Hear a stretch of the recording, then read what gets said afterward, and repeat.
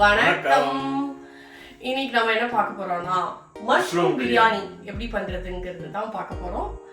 அதுக்குண்டான தேவையான ஐட்டம்ஸ் என்னென்ன, எப்படி பண்ணலாங்கிறது எங்க ஸ்டைல்ல வந்து காட்ட போறோம். வாங்க பார்க்கலாம். Let's to it.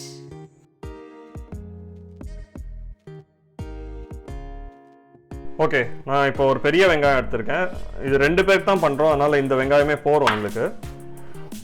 அண்ட் இந்த வெங்காயத்தை வெட்டும்போது ஸ்லைசஸாக பண்ணலாம். பிரியாணிக்கெலாம் வந்துட்டு வெங்காயம் ஸ்லைசஸாக தான் பண்ணணும். ஸோ இப்போ வெங்காயத்துக்கு அப்புறமா தக்காளி எடுத்திருக்கோம். தக்காளி 1.5 தக்காளி எடுத்திருக்கேன், ஏன்னா ஈக்குவல் குவான்டிட்டி வரதுக்காக. தக்காளி நீங்கள் வந்துட்டு ஒன்று ரவுண்டாக வெட்டிக்கலாம், இல்லைன்னா அதையும் ஸ்லைஸ் பண்ணிக்கலாம். ஸோ நான் இன்றைக்கி ஸ்லைஸ் பண்ணுறேன். ஸோ இப்போ அடுத்து இந்த டிஷ்ஷோட மெயின் இன்க்ரீடியன்ட் மஷ்ரூம். இதை நீங்கள் என்ன சைஸ் யூ ப்ரிஃபர் அதை நீங்கள் வெட்டிக்கலாம். நான் வந்துட்டு ஜஸ்ட் இந்த மாதிரி ஒரு பைட் சைஸாக வெட்டுறேன். அப்போ தான் உங்களுக்கு கொஞ்சம் கடிக்கிறதுக்கெலாம் நல்லாயிருக்கும், இல்லைன்னா மஷ்ரூம் வந்துட்டு ரொம்ப சுருங்க ஆரம்பிச்சிடும். ஸோ நெக்ஸ்ட் வந்துட்டு பச்சை மிளகா வெட்டிக்கலாம். நான் இங்கே 2 பச்சை மிளகா எடுத்திருக்கோம். ஸோ 2 பச்சை மிளகாயும் ஸ்லிட் பண்ணிக்கிறோம். ஸோ ஒரு ஹேண்ட்ஃபுல் புதினா வந்துட்டு வாஷ் பண்ணிக்கோங்க கண்டிப்பாக ஆஸ் யூஷுவல். புதினா எடுத்த அளவுக்கே கொத்தமல்லியும் எடுத்துக்கிறோம், அதையும் நல்லா ஃபைனாக சாப் பண்ணிக்கலாம். ஸோ இப்போ நெக்ஸ்ட்டு நம்ம வந்து ரைஸை தான் வந்து வேக வைக்க போகிறோம். ஸோ அதுக்கு நான் இங்கே தண்ணி ஆல்ரெடி வந்து கொதிக்க விட்டுருக்கேன். இதில் வந்து புதினா, கொத்தமல்லி, கரம் மசாலா, பே லீஃப், பட்டை, கிராம்பு அதெல்லாம் போட்டிருக்கேன். இன்னும் நல்ல ஃப்ளேவர் கிடைக்கும் ரைஸுக்கு. இந்த பிரியாணிக்கு இன்றைக்கி நான் சீரக சம்பா அரிசி தான் எடுத்திருக்கேன். நீங்கள் வந்து இதுக்கு பாஸ்மதி ரைஸில் கூட பண்ணலாம், டேஸ்டியாக தான் இருக்கும். இப்போ நம்ம ரைஸ் ஆட் பண்ணிடலாம். நான் இந்த ரைஸுக்கு தேவையான உப்பை வந்து ஆல்ரெடி வாட்டரில் போட்டிருக்கேன். இது வந்து கொஞ்சம் வந்து அதாவது 80% இந்த ரைஸ் குக்கார வரைக்கும் தான் நம்ம வந்து வேக விட போகிறோம். இதை வெந்ததுக்கு அப்புறமா இதை வந்து வடிகட்டிட்டு கொஞ்ச நேரம் வந்து ஆற விட்டுட்டு அதுக்கப்புறம் நம்ம வந்து பிரியாணி பண்ண ஆரம்பிக்கலாம். இப்போ ரைஸ் வந்து 80% குக் ஆகிட்டு நம்ம வந்து இதை இப்போ ஸ்ட்ரெயின் பண்ணிக்கலாம். கொலாண்டரில் ஸ்ட்ரெயின் பண்ணிவிட்டு அதை வந்து ஒரு பிளேட்டில் வந்து நல்லா ஸ்ப்ரெட் பண்ணி வச்சுக்கலாம். So let's start the biryani process. இன்றைக்கி வந்து நான் வெஜிடபிள் ஆயில் தான் யூஸ் பண்ணுறேன். ஸோ இது வந்து ஒரு 1.5 டீஸ்பூன்ஸ். அப்புறம் வந்து 1 ஸ்பூன் கீ. ஸோ இது கொஞ்சம் சூடானதுக்கப்புறமா நம்ம வந்து ஜீரகம் மட்டும் போட்டுக்கலாம். கரம் மசாலாஸ் இப்போ ஆட் பண்ண வேணாம், ஏன்னா நம்ம ஆல்ரெடி ரைஸில் போட்டதுனால. ஸோ இப்போ நான் 1/2 ஸ்பூன் ஜீரகம் மட்டும் ஆட் பண்ணுறேன் ஆயில் சூடானதுக்கப்புறமா. அப்புறம் வந்து கொஞ்சம் கருவேப்பிலை, 2 பச்சை மிளகா, அப்புறம் தினா ஸ்லைஸ் பண்ண ஆனியன். இது நல்லா கொஞ்சம் ப்ரௌன் ஆனும். ஸோ அது வர வரைக்கும் நம்ம நல்லா வதக்கிக்கலாம். இது குவிக்காக ஆகிறதுக்கு நம்ம கொஞ்சம் சால்ட் ஆட் பண்ணிக்கலாம், ஒரு 1/4 டீஸ்பூன்.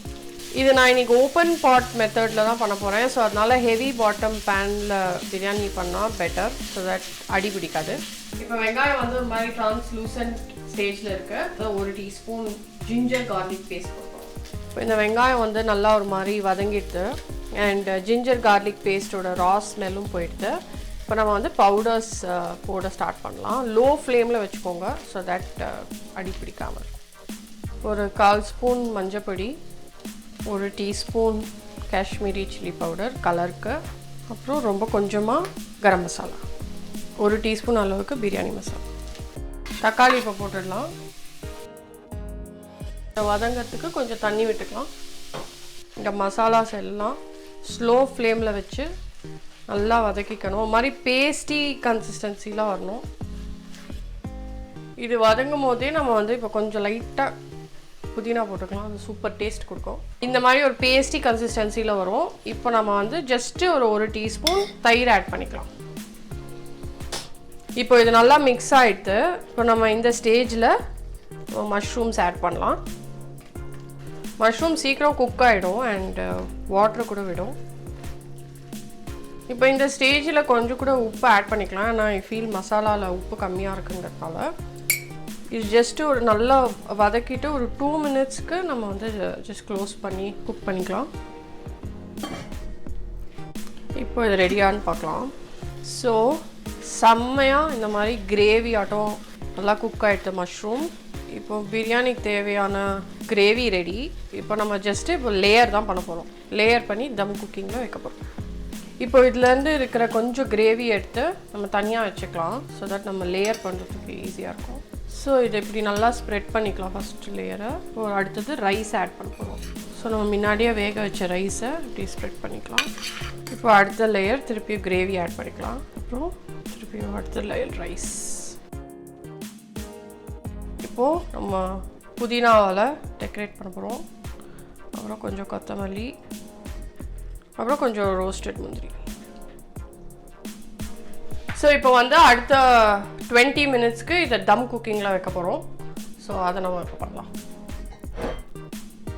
இப்போ 20 மினிட்ஸ் ஆயிடுத்து. இப்போ இந்த தம் மஷ்ரூம் பிரியாணி எப்படி இருக்குன்னு பார்ப்போம். ஆஹா, super smell.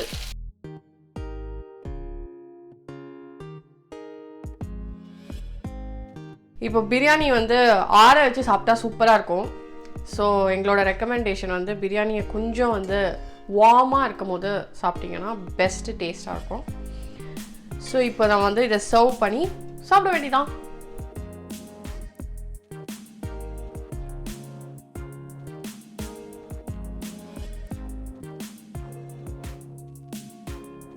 So mushroom biryani ready. அதை தான் நம்ம இப்போ டேஸ்ட் பண்ண போகிறோம். வாங்க டேஸ்ட் பண்ணலாம்.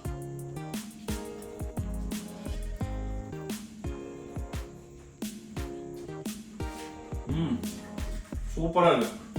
கலக்கல் வேற லெவல். செமையாக இருக்கு. ஜீரக சம்பா ரைஸ் பண்ணதுனால இன்னும் டேஸ்ட் ஜாஸ்தி. சின்னதாக இருக்கும் அந்த ரைஸு, பட் டேஸ்ட் வந்து வேற லெவல். நீங்களும் வந்து ட்ரை பண்ணி சொல்லுங்க உங்களுக்கு பிடிச்சதான்னு. உங்களுக்கு வந்து எங்களோட வீடியோஸ் பிடிச்சிருந்தா ப்ளீஸ் லைக் பண்ணுங்க, ஷேர் பண்ணுங்க, சப்ஸ்கிரைப் பண்ணுங்க. தேங்க்யூ.